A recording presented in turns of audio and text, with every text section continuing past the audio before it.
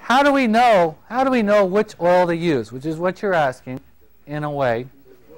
And one of the things, the first thing I want to do is I want to look at its service classification.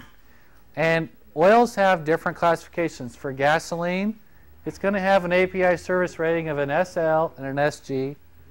Diesel has a C, like a CH4, CE, CF. And two-cycle, we talked about that, has the JASCO FC and the ISL. Where's the letters at? Right here. I mean, like on the... In your packet on page 8, there's a list of these classifications. It tells you when they came out and what they're designed for. On the quart of oil, if you look on the back, and sometimes it's on the front, there'll be a circle. And in the circle will be this API classification. And what that classification does, it tells you what type of machinery you can use it for. I don't know what the F is. Yeah. S stands for... I know, but the F. Turn to page 8. The F stands, it's just, if you go to page 8, you'll understand what the F stands for. Is everybody on page 8? Andy, it stands for? Yeah. On page 8, it gives you a list of all the different classifications and when they came into existence. And they're alphabetical. And so the original one was an SA. Then it went to SB, SC, SD.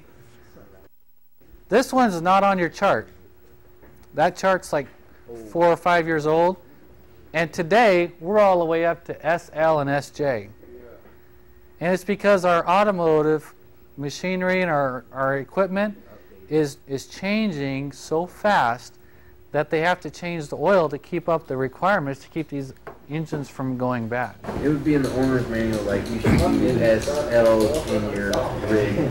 Your owner's manual will tell you what your API rating should be. They'll tell you use an S rating.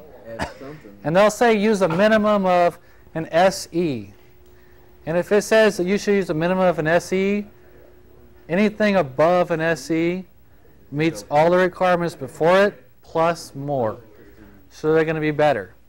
And if I go into a Napa store, if I go into Kmart, I'm not going to really notice it too much. I could buy an oil for a diesel engine versus a gas, or I could buy for a gas instead of buying it for a diesel.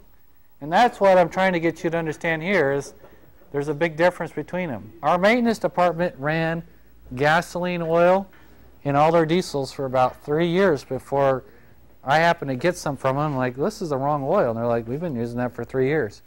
And Napa, they went down and said, we need some oil for our diesels. And that's what they gave them was gas oil.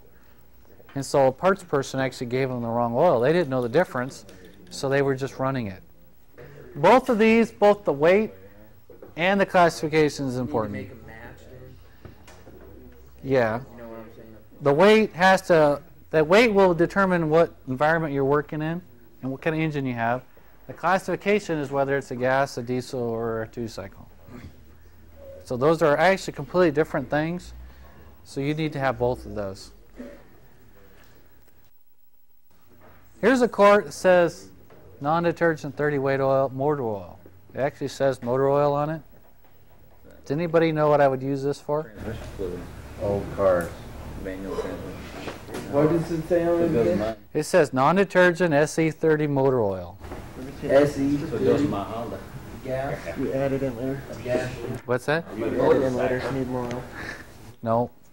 What I'm going to tell you is never add a non-detergent oil to any internal combustion engine. Any. Don't use it in a weed eater. Don't use it in anything. What this is for is like an air compressor. An air compressor has a piston and rings and crankshaft. It's an internal reciprocating engine, but it's not an internal combustion engine.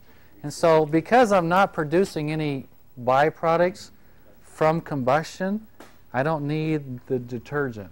So what this oil is going to have is a bunch of additives. It's going to have a lot of anti-wear. It's going to have some anti-foam in there. And it's going to have pour point dispersants and viscosity. But I'm not going to really have much corrosion. I'm not going to need detergent. And I really won't need much for dispersants. So it's mix up of additives will be much different. And so don't use it.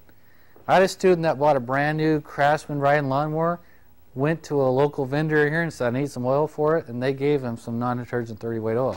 And he thought it was kind of weird, because he'd been in this class. And then he went down to Sears and said, well, you know, I just bought this. What oil do I use? And they tried to sell him a non-detergent 30-weight oil, which kind of bothered me. I'm thinking, there's two different people in this town that tried to give a and it says right in the owner's manual, never use a non-detergent oil. And so,